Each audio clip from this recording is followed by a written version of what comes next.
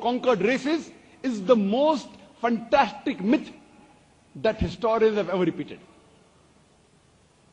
दिल्ली से ओलेरी कहते हैं किताब में इस्लाम at the crossroad page number 8 में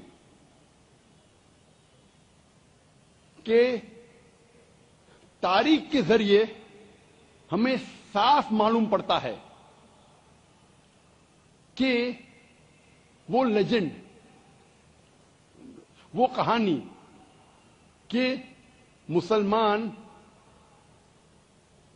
जो भी देश के ऊपर हमला करके जीतते हैं, तलवार के जोर पे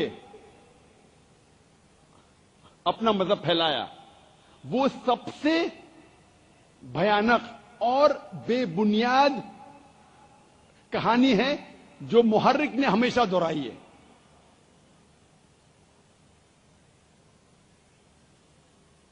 तारीख गवाह है कि हम मुसलमानों ने अरब मुमालिक पर 1400 साल तक हुकूमत की।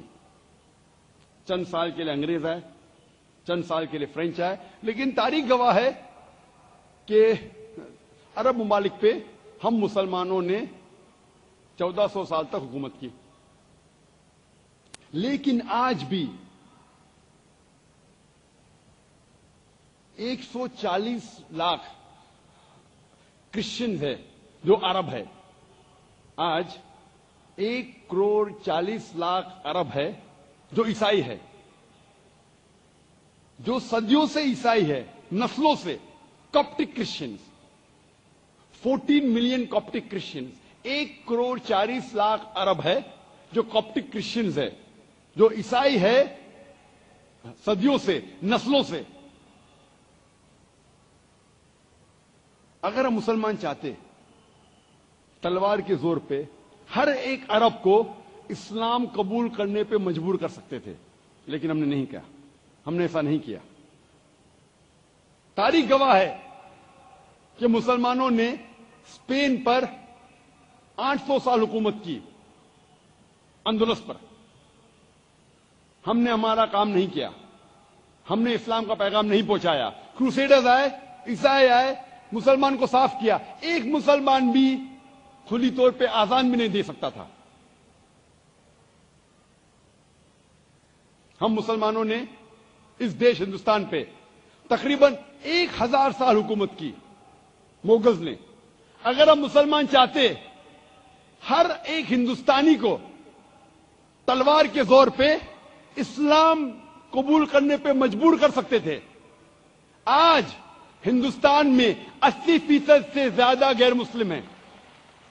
ये 80% से ज्यादा गैर मुस्लिम, गैर मुसलमान हिंदुस्तान में शहादा दे रहे हैं कि इस्लाम तलवार के जोर पे नहीं फैला। हम चाहते तो हर एक गैर मुस्लिम को इस्लाम कबूल करने पे मजबूर कर सकते थे। हमने नहीं किया और इस्लाम हमें इसकी इजाजत भी नहीं देता।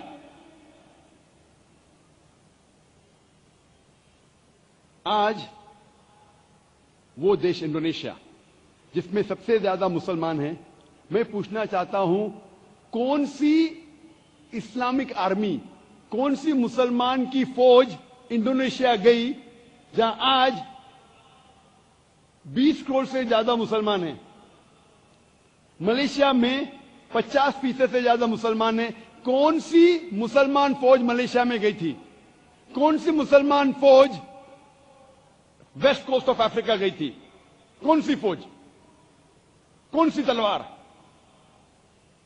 थॉमस कार्लाइल,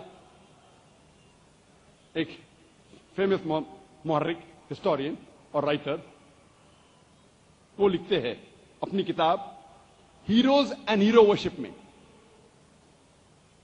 हीरो और हीरो वर्शिप, हीरो और हीरो परस्ती में। और वो गैर मुस्लिम क्रिश्चियन थॉमस कार्लाइल लिखते अपने किताब में कि मेरा सबसे बड़ा हीरो प्रॉफिट, हीरो पैगंबर है मोहम्मद सल्लल्लाहु अलैहि वसल्लम। और वो लिखते कौन सी तलवार? आपको अपनी तलवार को ढूंढना पड़ेगा। हर सोच, हर आइडिया سب سے پہلے بار ایک انسان کے ذہن میں جنم لیتی ہے. ایک انسان سارے انسانوں میں، ایک شخص ساری دنیا میں. وہ شخص کو کیا سفلتا مل سکتی اگر وہ تلوار کے زور پہ اپنی آئیڈیا پھیلائیں گا؟ آپ کو اپنی تلوار کو ڈھونڈنا پڑے گا. تھامس کیلر کہہ رہے، کون سی تلوار؟ حق کی، رحمت کی.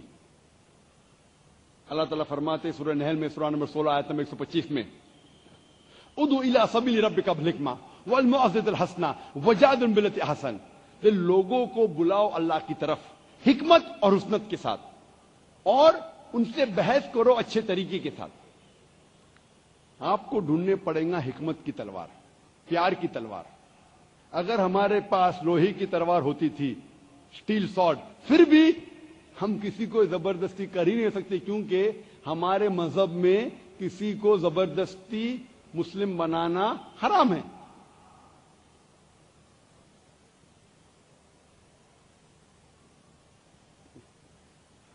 ایک سروے ہوا تھا جو لکھا گیا ہے ریڈر ڈائجسٹ المائنک ایئر بک میں 1984 میں، سن 1984 میں. اور یہ سروے کہتا تھا کہ 50 سال کے درمیان، سن 1934 سے لے کے سن 1984 تک کے ان 50 سالوں میں سب سے زیادہ مذہب کون سا پھیلا، کون سے مذہب میں سب سے زیادہ بڑھوتی ہوئی. اور یہ سروے جو کرشن نے کیا تھا، اس سروے کا رزلٹ تھا کہ سب سے زیادہ پھیلنے والا مذہب ان 50 سالوں میں تھا اسلام. میں یہ پوچھنا چاہتا ہوں کہ ان 50 سالوں میں، سن 1934 سے لے کے سن 1984 تک، ان 50 سالوں میں کون سی مسلم فوج نے غیر مسلم پر حملہ کیا اور انہیں اسلام قبول کرنے پہ زبردستی کی؟ میں جاننا چاہتا ہوں کہ کون سے مسلمان نے تلوار استعمال کی غیر مسلمانوں کو اسلام بنانے کے لیے، مسلم بنانے کے لیے؟ اور عیسائیت صرف 47%، صرف 47. اسلام 235% بڑھا، عیسائیت صرف 47%، 47%. آج کی میڈیا اکثر کہتی ہے کہ اسلام خواتین کو حقوق نہیں دیتا. آج کی اسٹیٹسٹک یہ کہتی ہے کہ آج ساری دنیا میں سب سے زیادہ پھیلنے والا مذہب ہے اسلام. امریکہ میں سب سے زیادہ پھیلنے والا مذہب ہے اسلام. یورپ میں سب سے زیادہ پھیلنے والا مذہب ہے اسلام. اور یہ میڈیا جو کہتی ہے کہ اسلام خواتین کے خلاف ہے، خواتین کو حقوق نہیں دیتا ہے، آج کی اسٹیٹسٹک یہ کہتی ہے کہ جو غیر مسلم اسلام قبول کر رہے ہیں اس میں سے 2/3 حصہ، 2/3 یہ خواتین ہیں. امریکہ میں جو لوگ اسلام قبول کر رہے ہیں، امریکن لوگ، 2/3 لوگ غیر مسلمان خواتین ہیں. یورپ میں 2/3 حصہ جو اسلام قبول کر رہے ہیں وہ خواتین ہیں. اگر اسلام خواتین کو حقوق نہیں دیتا تو یہ امریکن، یورپین عورتیں اسلام کیوں قبول کر رہی ہے؟ کیونکہ وہ جانتی ہے کہ ان کے حقوق صرف ایک ہی مذہب میں ہے، اسلام.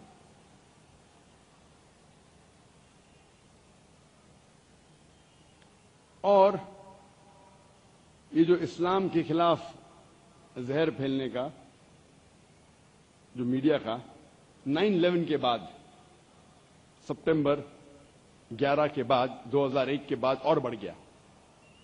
اور جتنا وہ زہر پھیلا رہی ہے، خصوصاً 11 سپٹمبر کے بعد، 2001 کے بعد جس طریقے سے میڈیا اسلام کے خلاف زہر پھیلا رہی ہے، اسی لیے جہاد نمبر 1 پہ آ گیا اور باقی سوالات نیچے چلے گئے. لیکن جتنا یہ زہر پھیلا رہی ہے اتنا ہی اسلام پھیل رہا ہے. 9/11 2001 کے بعد امریکہ میں 9 مہینے میں ہی 35,000 امریکن غیر مسلم اسلام قبول کیے. یورپ میں 10 مہینے میں 9 سپٹمبر 2001 کے بعد 20,000 یورپین نے اسلام قبول کیے.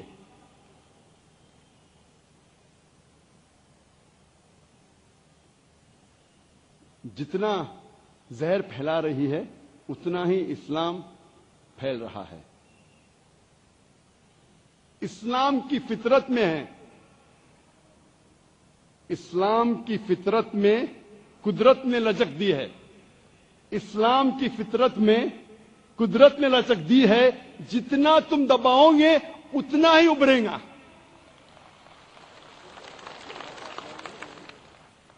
قرآن مجید میں اللہ تعالیٰ فرماتے ہیں سورہ عمران میں سورہ نمبر 3 آیت نمبر 54 میں, مکروا مکر اللہ واللہ خیر الماکرین.